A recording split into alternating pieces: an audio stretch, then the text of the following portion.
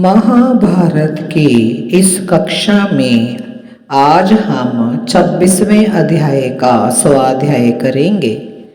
पिछली कक्षा में हमने देखा था कि भीम कैसे हिडंबा के भाई हिडंब का जो राक्षस है उसका वध कर डालता है और हिडंबा जो भीम को चाहने लगी है, जिसने अपने मन ही मन भीम को पति के रूप में वर लिया है, पांडवों के साथ चल पड़ती है।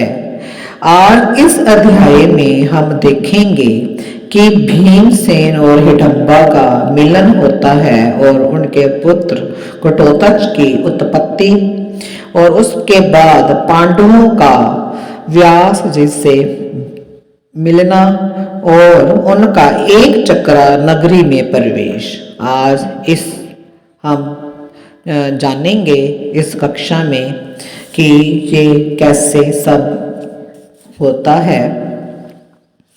हिडिंबा को अपने पीछे पीछे आते देखकर भीमसेन बोले, हिडिंबे, राक्षस मोहिनी माया का आश्रय लेकर बहुत दिनों तक वैर का स्मरण रखते हैं, अतः तू भी अपने भाई के ही मार्ग पर चली जा। ये सुनकर युधिष्ठिर बोले, हे पुरुष सिंह भीम, यद्यपि तुम क्रोध से भरे हुए हो तो भी स्त्री का वध मत करो। पांडु नंदन श्री की रक्षा की अपेक्षा भी अधिक तत्परता से धर्म की रक्षा करो। तत्पश्चात हिडिंबा ने हाथ जोड़कर कुंती देवी तथा उनके पुत्र युधिष्ठिर को प्रणाम करके इस प्रकार कहा, आर्य, संसार में स्त्रियों को जो काम जनित पीड़ा होती है उसे आप जानते ही हैं। शुभे आपके पुत्र भीमसेन की ओर से मुझे वही कामदेव जनित कष्ट प्राप्त हुआ है। शुभे मैंने अपनी हितैषी सुहृदों, स्वजनों तथा स्वधर्म का परित्याग करके आपके पुत्र पुरुष सिंह भीमसेन को अपना पति चुना है। यशस्विनी, यदि ये वीरवर भीमसेन अथवा आप मेरी इस प्रार्थना को ठुकरा देंगे तो मैं जीवित नहीं रह सकूंगी। ये मैं आपसे सत्य कहती हूँ। अतएव हे वरवरनी, आपको मुझे एक मूढ़ स्वभाव की स्त्री मानकर अथवा अपनी भक्ता जानकर या सेविका समझकर मुझ पर कृपा दृष्टि करनी चाहिए। हे महाभागे, मुझे अपने इस पुत्र से जो मेरे मनोनीत पति हैं मिलने का अवसर प्रदान कीजिए। मैं इस देव स्वरूप स्वामी को लेकर अपने अभीष्ट स्थान पर जाऊंगी और पुनः निश्चित समय पर उन्हें आपके पास वापस ले आऊंगी। हे शुभे, आप मेरा विश्वास कीजिए। युधिष्ठिर बोले, हिडिंबे, तुम जैसा कह रही हो वह सब ठीक है, इसमें संशय नहीं है, परंतु सुमध्य में मैं जैसा कहूं तुम्हें उसी प्रकार सत्य पर स्थित रहना चाहिए। भद्रे, जब भीमसेन स्नान और नित्य कर्म करके मांगलिक वेशभूषा आदि धारण कर ले, तब तुम प्रतिदिन उनके साथ रहकर सूर्य अस्त होने से पहले तक ही उनकी सेवा कर सकती हो। तुम मन के समान वेग से चलने फिरने वाली हो, अतः दिन भर तो तुम इनके साथ अपनी इच्छा के अनुसार विहार करो, परंतु रात्रि में भीमसेन को सदा ही हमारे पास पहुंचा देना। तब ऐसा ही होगा। ये प्रतिज्ञा करके हिडिंबा राक्षसी भीमसेन को साथ ले वहां से ऊपर आकाश में उड़ गई। कुछ काल के पश्चात उस राक्षसी ने भीमसेन से एक महान बलवान पुत्र उत्पन्न किया, जिसकी आंखें विकराल, मुख विशाल और कान शंकु के समान थे। वह देखने में भयंकर लगता था।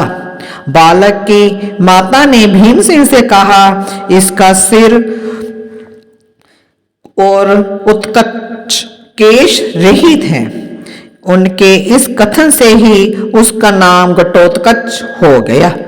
उधर हिडिंबा पांडवों से ये कहकर कि भीमसेन के साथ रहने पर मेरा समय समाप्त हो गया तथा आवश्यकता के समय पुण्य मिलने की प्रतिज्ञा करके अपने अभीष्ट स्थान को चली गई। हमने देखा कि हिडिंबा का जब पुत्र पैदा हुआ और उसका नाम घटोत्कच रखते हैं क्योंकि उसके सिर पर बाल नहीं थे, इस कारण उसका नाम रख देते हैं। उसके बाद जो हिडिंबा है तो भीमसेन को लेकर वापस पांडवों के पास आती है और क्या कहती है, उधर हिडिंबा पांडवों से ये कहकर कि भीमसेन के साथ रहने का मेरा समय समाप्त हो गया है तथा आवश्यकता के समय पुण्य मिलने की प्रतिज्ञा करके अपने अभीष्ट स्थान को चली जाती है।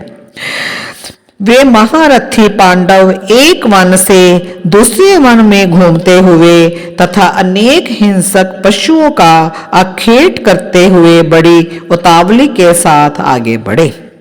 उन सब ने अपने सिर पर जटाएं रख ली थी। उन्होंने वल्कल और मृग चर्म से अपने शरीर को ढक लिया था तथा तपस्वी का सा वेश धारण कर रखा था। इस प्रकार वे महारथी महात्मा पांडव माता कुंती देवी के साथ कहीं तो उन्हें पीठ पर ढोते हुए तीव्र गति से चलते थे, कहीं इच्छा अनुसार शने शने पग बढ़ाते थे, तब कहीं पुण्य अपने तेज चाल कर देते थे। पांडव लोग जब सब शास्त्रों के ज्ञाता तथा प्रतिनिधि उपनिषद वेद वेदांग तथा नीति शास्त्र का स्वाध्याय किया करते थे, एक दिन जब वे स्वाध्याय में संलग्न थे, उन्हें पिता में व्यास जी का दर्शन हुआ। शत्रु संतापक पांडवों ने उस समय उन महात्मा श्री कृष्ण द्वैपायन को प्रणाम किया तथा अपनी माता के साथ वे सब लोग उनके आगे हाथ जोड़कर खड़े हो गए। व्यास जी बोले, भरत श्रेष्ठ पांडु कुमारों, मैंने पहले ही तुम लोगों पर आए हुए इस संकट को जान लिया था। वह सब कुछ जानकर तुम्हारा परम हित करने के लिए मैं यहाँ आया हूँ।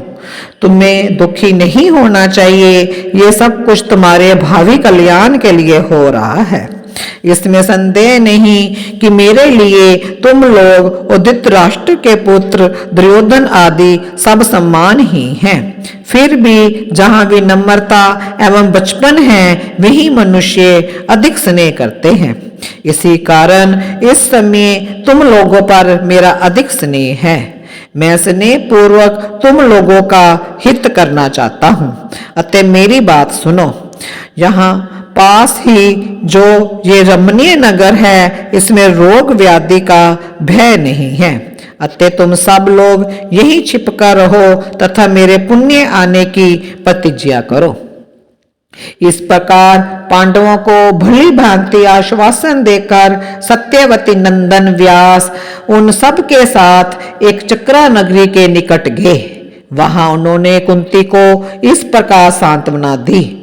व्यास जी बोले, जीवित पुत्रों वाली बहू, तुम्हारे ये पुत्र धर्मराज युधिष्ठिर सदा धर्म प्रायण हैं, अतः ये धर्म से ही सारी पृथ्वी को जीतकर उस पर शासन करेंगे। तुम्हारे ये पुत्र अपने सुहृदों के समुदाय को उत्तम भोग एवं ऐश्वर्य सुख के द्वारा अनुग्रहित करके बाप दादों के राज्य का पालन और उपभोग करेंगे। ऐसा कहकर महर्षि कृष्ण द्वैपायन ने इन सब को एक ब्राह्मण के घर में ठहरा दिया तथा पांडव श्रेष्ठ युधिष्ठिर से कहा, तुम लोग यहाँ 1 मास तक मेरी प्रतीक्षा करो। मैं पुण्य आऊंगा। देश और काल का विचार करके ही कोई कार्य करना चाहिए, इससे तुम्हें अनुपम सुख मिलेगा। राजन, उस समय सबने हाथ जोड़कर उनकी आज्ञा स्वीकार की। तब शक्तिशाली महर्षि भगवान व्यास जैसे आए थे वैसे ही चले गए। आज ये अध्याय समाप्त हुआ। इस अध्याय में हमने देखा कि कैसे उनको रास्ते में महर्षि व्यास जी मिलते हैं और उन्हें एक ब्राह्मण के घर में ठहराते हैं। कहते हैं कि आप 1 मास तक यहीं रहो। तो और मैं फिर आऊँगा। और हमने ये भी देखा कि हिडिंबा का भीम के साथ मिलन और हिडिंबा का पुत्र घटोत्कच का पैदा होना और हिडिंबा का भीम को वापस पांडवों के पास छोड़कर चले जाना और ये कहना कि आवश्यकता पड़ने पर फिर हम मिलेंगे और आऊँगी मैं, इस तरह कहकर वो चली जाती है। तो आज इतना ही। ओम शांति शांति शांति।